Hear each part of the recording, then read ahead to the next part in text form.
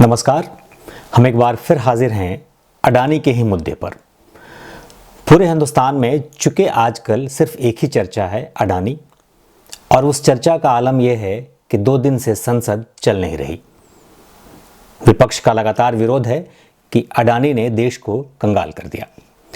अडानी खुद भी कंगाल हो रहे हैं और देश भी कंगाल हो रहा है। ये विपक्ष का आरोप है और इसी आरोप को थोड़ा समझने की जरूरत है कि क्या अडानी की संपत्तियां कम हो जाने से हिंदुस्तान को नुकसान है, और है तो क्या है, और नहीं है तो फिर अडानी कैसे इनसे उबरेंगे।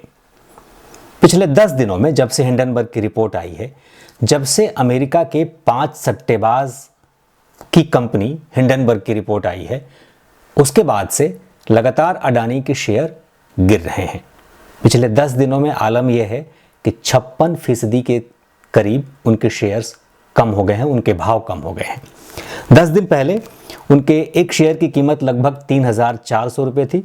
आज जब बाजार बंद हुआ तो 1,531 रुपये, 1,531 रुपये पर वो आ चुके हैं। और बहुत सारी उनकी जो कंपनियां हैं उसमें से ज़्यादातर कंपनियों के शेयर्स बहुत तेज़ी से गिरे हैं, जिसमें टोटल गैस, ग्रीन एनर्जी और अडानी एंटरप्राइजेस। जो मैं बार बार कहता हूं कि ग्रीन एनर्जी के फील्ड में काम करने वाली इन सारी कंपनियों के शेयर्स 50% से ज़्यादा गिरे हैं। सीमेंट की और बाकी जो दूसरी कंपनियां हैं उनके शेयर्स कम गिरे हैं। एनडीटीवी के भी शेयर्स कुछ गिरे हैं। खैर, उसके विस्तार में मैं नहीं जाऊंगा, उसके बारे में बहुत सारे लोग बहुत तरह की बातें कर रहे होंगे। मैं कुछ बातों पर आपका ध्यान केंद्रित कराना चाहता हूँ और ये समझाने की कोशिश कर रहा हूँ कि अडानी के शेयर्स गिरने से, बाजार के उथल पुथल से और पूरी राजनीतिक परिस्थिति को समझने की कोशिश किस तरीके से की जानी चाहिए।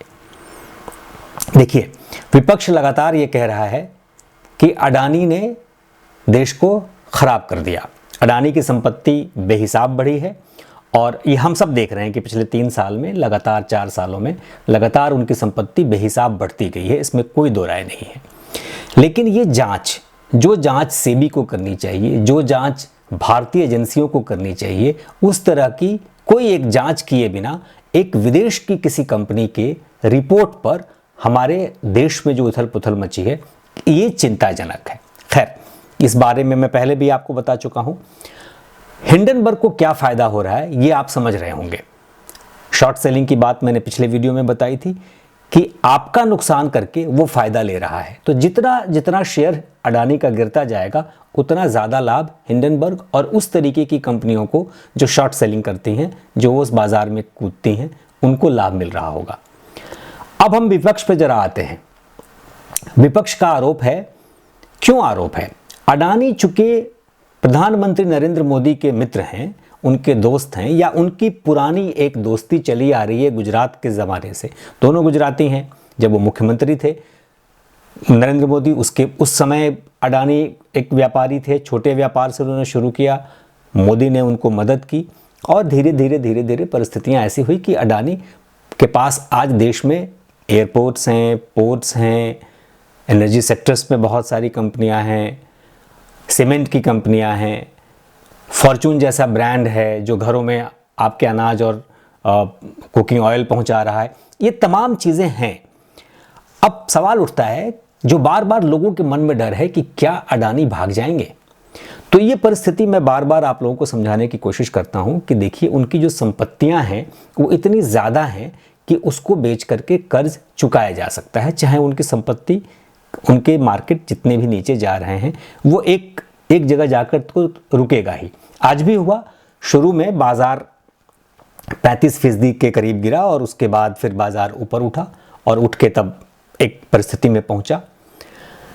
विपक्ष की बात करना इसलिए ज़रूरी है कि जिस विपक्ष ने ये आरोप लगाना शुरू किया अडानी को लेकर के, जो बहुत एग्रेसिव हैं, और कांग्रेस के ट्विटर हैंडल से एक तस्वीर मोदी और अडानी की एक ट्वीट की गई और कहा गया कि ये दोनों लोगों ने मिलकर देश को लूटा है। एक तरीके से उनका कहने का मकसद वही था, जो उनके कमेंट्स थे। और वो कांग्रेस का ट्विटर हैंडल है, ऑफिशियल ट्विटर हैंडल।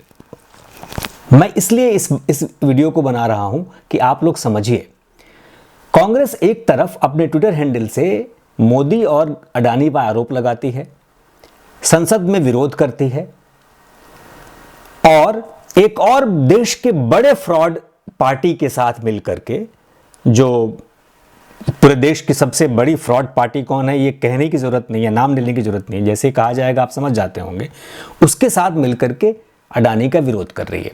तो समझिए कि कांग्रेस कर क्या रही है। राजस्थान में कांग्रेस की सरकार है और राजस्थान में अडानी का 65,000 करोड़ का इन्वेस्टमेंट है। तब तो उनको फ्रॉड कंपनी नहीं लग रही थी। छत्तीसगढ़ में कांग्रेस की सरकार है और छत्तीसगढ़ में अडानी का 25,000 करोड़ का इन्वेस्टमेंट है, तब भी उनको फ्रॉड नहीं लगा होगा कि ये कंपनी फ्रॉड है, क्योंकि वो इन्वेस्टमेंट्स हो रहे हैं। ममता बनर्जी भी उनके साथ शामिल हैं। 10,000 करोड़ का इन्वेस्टमेंट अभी तक वो वेस्ट बंगाल में करा चुकी हैं अडानी का। वामपंथी पार्टियां भी शामिल हैं विरोध में। केरल में 5,000 करोड़ का इन्वेस्टमेंट अडानी का हो चुका है। नवीन पटनायक का रुख अभी क्लियर नहीं है। 57,000 करोड़ का इन्वेस्टमेंट ओडिशा में भी हो चुका है अडानी का। तो ये वो सारी पार्टियां हैं जो अडानी का विरोध कर रही हैं। दरअसल वो अडानी का विरोध नहीं कर रही हैं, वो मोदी का विरोध कर रही हैं। और क्योंकि उनके अपने राज्यों में विकास के लिए यहां इन्वेस्टमेंट अडानी से चाहिए, तो वहां इन्वेस्टमेंट्स उनको जा रहे हैं, वो इन्वेस्टमेंट हो रहे हैं, लगातार वो इन्वेस्टमेंट चल रहे हैं और हमने देखा है कि इन्वेस्टमेंट्स ये हो रहे हैं, ये सारी खबरें आ रही हैं। आंध्र प्रदेश में ग्रीन एनर्जी के सेक्टर में 60,000 करोड़ का इन्वेस्टमेंट अडानी कर रही है, अडानी ग्रुप कर रहा है। अब परिस्थिति ये है कि जब इतने राज्यों में जहां बीजेपी की सरकार नहीं है, उन राज्यों में भी अडानी का इन्वेस्टमेंट है, तो जब आप आरोप केंद्र सरकार पर लगा रहे हैं कि अडानी की संपत्ति बढ़ती गई और इसकी जांच नहीं हुई और ये जांच होनी चाहिए थी, तब आप कहां थे भाई? आपकी भी तो सरकारें राज्य में हैं और आप राज्य में इन्वेस्टमेंट ले रहे हैं, तो आप ही जांच करा लेते कि हम इस कंपनी के साथ करें कि नहीं करें। देखिए, हिंदुस्तान में कुछ चीजें मूलभूत समस्या में शामिल है। हजारों साल हम गुलाम रहे हैं और वो गुलाम की जो मानसिकता है वो बाहर निकलती नहीं है। गोरी चमड़ी हमको ज्यादा प्यारी है और इसलिए क्या होता है कि कोई बाहर का व्यक्ति अगर कोई बात कहता है तो उस पर आप ज्यादा तवज्जो देते हैं, आप अपनी बातों को ध्यान नहीं देते। नतीजा क्या है कि आज भी IIM जैसे संस्थानों में आप दुनिया की दूसरी बड़ी कंपनियों के बारे में बात करते हैं, उनको एग्जाम्पल्स देते हैं, अपने हिंदुस्तान की कंपनियों के एग्जाम्पल्स नहीं देते हैं। आपको अडानी भी चोर लगता है, आपको अंबानी भी चोर लगता है, ठीक है। तो अब और विकास आप उसी के सहारे कर रहे हैं, परिस्थितियां आप उसी के सहारे आपकी आगे बढ़ रही हैं। मैं पहले भी कहा था कि इन परिस्थितियों से पहले ही आपको अलग हो जाना चाहिए था। 1990 के दशक में ही जब भूमंडलीकरण का दौर आया था, ग्लोबलाइजेशन हो रहा था और पूरा विकास हो रहा था, मार्केट ओपन हो रहा था, तभी विरोध करके हिंदुस्तान को एक छोटे से हिस्से में समेट लेना चाहिए था। अब वो वक्त नहीं है। परिस्थिति ये है कि मैंने जिक्र किया कि क्या अडानी अंबानी के रास्ते पे चल पाएंगे। हमने अंबानी का जिक्र इसलिए किया कि अंबानी के इतिहास में जब जाएंगे तो 1982 में क्या हुआ कि जिस तरीके से हिंडनबर्ग ने आज खेल किया है, उसी तरीके से 1982 में कोलकाता के स्टॉक ब्रोकर्स ने अंबानी के खिलाफ खेल करने की कोशिश की थी, वो भी शॉर्ट सेलिंग के जरिए। 3.5 लाख शेयर उन्होंने पहले दिन ही शॉर्ट सेलिंग में बेच डाले अंबानी एंटरप्राइजेस के। अब अंबानी के शेयर्स जब उनके बिके तो अंबानी ने भांप लिया और चूंकि उस समय शेयर बाजार आज की तरीके से 60,000 पे तो था नहीं, उस समय अंबानी के शेयर्स 131 रुपए के थे और 125 रुपए तक जब वो नीचे गिरा तो अंबानी ने क्या किया, अपने ही लोगों से तकरीबन, मैंने एक आंकड़ा निकाला है, तकरीबन 11 लाख शेयर्स बिके, जिसमें से 8 लाख शेयर्स उन्होंने अपने ही लोगों से खरीदवा दिए। ये अंबानी कर सकते थे, पता नहीं अडानी कर पाएंगे कि नहीं। और 3 दिनों तक, आप लोग याद रखिएगा, 3 दिनों तक इतिहास में ऐसा हुआ कि अंबानी के शेयर्स गिरने की वजह से 3 दिनों तक शेयर मार्केट बंद रहा और चौथे दिन जब खुला तो जो 131 रुपए पे शेयर था वो शेयर बढ़ करके 186 रुपए पे पहुंच गया। तो जो अच्छा, शॉर्ट सेलिंग में क्या होता है कि चूंकि आप उधार लेते हैं शेयर्स, तो एक समय, एक मियाद तय होती है कि इतने समय में आपको शेयर्स उनको वापस देने होंगे, क्योंकि उससे आप पैसे तो लेते नहीं हैं और पैसे का लेन देन नहीं होता है, यह वायदा कारोबार है। तो उधार आप लेते हैं, तो उधार में क्या हुआ कि आपने शेयर्स उधार तो लिए, लेकिन जब शेयर्स आपके पास रहे नहीं तो आपको पेनल्टी लगती है, और वो उस समय 50 रुपये पेनल्टी थी प्रति शेयर। अब आप सोचिए कि जिन कारोबारियों ने, ये वायदा कारोबारियों ने को उनको तो फायदा हुआ, लेकिन जिन्होंने शॉर्ट सेलिंग खेली थी उस समय अंबानी के खिलाफ, उनको नुकसान हुआ। तो क्या अडानी ये कर पाएंगे? ये एक बड़ा सवाल है। इसके अलावा आप जो हिंदुस्तान के लोग हैं जिनके पैसे उसमें लगे हैं, नुकसान ये है कि हिंदुस्तान के लोगों का पैसा डूब रहा है और कोई बाहर की कंपनी उसको फायदा हो रहा है, और सिर्फ इसलिए कि आप अपनी कंपनी, अपने देश की कंपनी पर विश्वसनीयता बरकरार नहीं रख पा रहे हैं। उसकी विश्वसनीयता आप उस पर भरोसा नहीं कर पा रहे हैं। भरोसा नहीं करने के बहुत सारे उपाय हैं, बहुत सारे कारण हैं, लेकिन जो मुख्य कारण है उस पर भरोसा नहीं करने के, वो ये है कि आप ये सोच रहे हैं कि वो मोदी की कंपनी है, और अगर मोदी की कंपनी है तो इन कांग्रेस के नेताओं को, इन विपक्ष के नेताओं को ये बताना चाहिए कि उन्होंने अपने राज्यों में ये इन्वेस्टमेंट क्यों लिया है।